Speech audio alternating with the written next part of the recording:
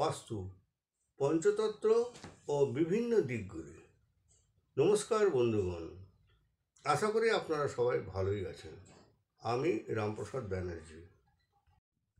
আজ আমরা পঞ্চতত্ত্বের দিকগুলি নিয়ে আলোচনা করব। আমাদের শরীর পঞ্চতত্ত্ব দ্বারা গঠিত। পৃথিবীতে নানান কারণে, বিশেষভাবে মাধ্যাকর্ষণ শক্তির জন্য এক তরঙ্গের উৎপত্তি হয়। এই তরঙ্গ মানুষ সহ সব প্রকার বস্তুতে, এমনকি নির্জীবেও এর প্রভাব পড়ে। গৃহ নির্মাণে এই পঞ্চতত্ত্বের দিকগুলি বিশেষভাবে নজর দেওয়া উচিত, যাতে সব রকম উন্নতি হয়ে থাকে। ব্যবসা, কলকারখানা ও যে কোনো নির্মাণ কার্যে দিকের ব্যবহার অপরিহার্য। তা না হলে ক্ষয়ক্ষতির সম্মুখীন হতে হয়। এই জন্য গৃহ বা কর্মস্থানের জিনিসগুলি কোথায় রাখা উচিত চিত্রসহ দিকগুলির বর্ণনা নিচে দেওয়া হলো।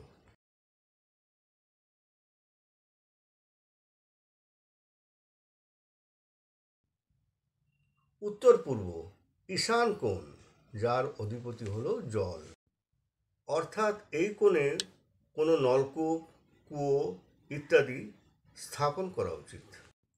দক্ষিণ পূর্ব অগ্নিকোণ, যার অধিপতি হলো অগ্নি, অর্থাৎ এই কোণে রান্নাঘর, আবার কলকারখানার ক্ষেত্রে বয়লার, ট্রান্সফরমার ইত্যাদি স্থাপন করা উচিত। উত্তর পশ্চিম বায়ুকোণ, যার অধিপতি হলো বায়ু, এই কোণে অতিথি গৃহ এবং কারখানার ক্ষেত্রে গুদাম, ঘর, আবার তৈরি মালপত্র এখানে রাখতে হবে।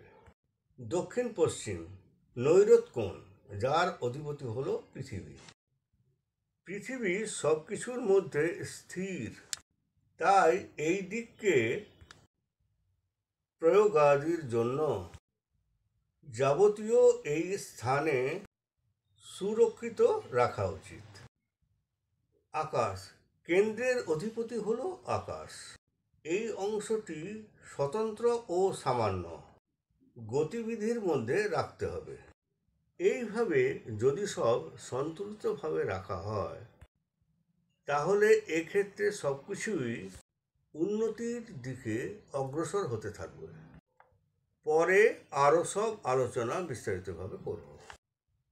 যদি ভিডিওটি ভালো লেগে থাকে, তাহলে ভিডিওটিকে লাইক ও শেয়ার করবেন এবং চ্যানেলটিকে সাবস্ক্রাইব করবেন।